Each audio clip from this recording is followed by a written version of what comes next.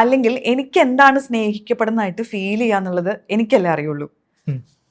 അപ്പോൾ പ്രത്യേകിച്ച് നിങ്ങളൊരു ഒരു റിലേഷൻഷിപ്പിലാണ്, റൊമാൻറ്റിക് റിലേഷൻഷിപ്പിലൊക്കെ ആണെന്നുണ്ടെങ്കിൽ ഓപ്പോസിറ്റ് നിൽക്കുന്ന ആളോട് കമ്മ്യൂണിക്കേറ്റ് ചെയ്യാം.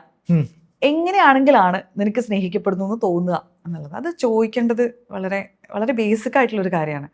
ചിലപ്പോൾ നമ്മൾ വിചാരിക്കുന്ന ഭയങ്കര ഗ്രാൻഡ് ജസ്റ്റേഴ്സ് ഒക്കെ ഉണ്ടല്ലോ, ഭയങ്കര ബൊക്കെ ആയിട്ട് ചെല്ലാം, മറ്റേ വെയിറ്റ് ചെയ്ത് സർപ്രൈസ് പാർട്ടി ത്രോ ചെയ്യുക, വലിയ ഗിഫ്റ്റ് കൊടുക്കുക.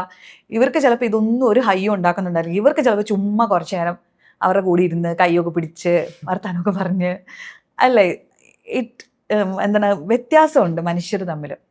അപ്പം എനിക്ക് സ്നേഹമെന്ന് തോന്നുന്ന പല കാര്യങ്ങളും എൻ്റെ ചൈൽഡ്ഹുഡ് തൊട്ട് ഞാൻ എൻ്റെ പേരൻസിൽ നിന്ന് കണ്ടുപിടിച്ചിട്ടുള്ള കാര്യങ്ങൾ, എൻ്റെ ഇമ്മീഡിയറ്റ് സർക്കിളിലുള്ള ആൾക്കാർ തന്നിട്ടുള്ളതും തരാത്തതുമായിട്ടുള്ള കാര്യങ്ങൾ, ഇതൊക്കെ വെച്ചിട്ടായിരിക്കും എൻ്റെ ലവ് ലാംഗ്വേജും എനിക്ക് സ്നേഹം അനുഭവപ്പെടുന്നതൊക്കെ രൂപപ്പെട്ട് വന്നിട്ടുണ്ടാവുന്നത്. അപ്പം നിനക്ക് എന്താണ്, എങ്ങനെയാണെങ്കിലാണ് സ്നേഹിക്കപ്പെട്ടത്, അല്ലാതെ എനിക്ക് ഇങ്ങനെയാണ് സ്നേഹിക്കാൻ പറ്റുള്ളൂ, എനിക്ക് ഇങ്ങനെയൊക്കെ കാണിക്കാൻ പറ്റുള്ളൂ എന്ന് പറയുമ്പോൾ അതൊരു അവിടെ ചിലപ്പോൾ ഒരു പ്രശ്നം വരാതെ. മറ്റേ ആൾ നല്ല ആളായിരിക്കും, ഇപ്പൊ രണ്ടുപേരും നല്ലതായിരിക്കും, പക്ഷെ ഇവർ അങ്ങോട്ടും ഇങ്ങോട്ടും സ്നേഹിക്കുന്ന ഭാഷ ചിലപ്പോൾ മനസ്സിലാക്കാൻ ബുദ്ധിമുട്ടുണ്ടെങ്കിൽ അവിടെയാണ് കമ്മ്യൂണിക്കേഷൻ ഏറ്റവും ഇമ്പോർട്ടൻ്റ് ആയിട്ടുള്ളൊരു റോള് പ്ലേ ചെയ്യുന്നത്.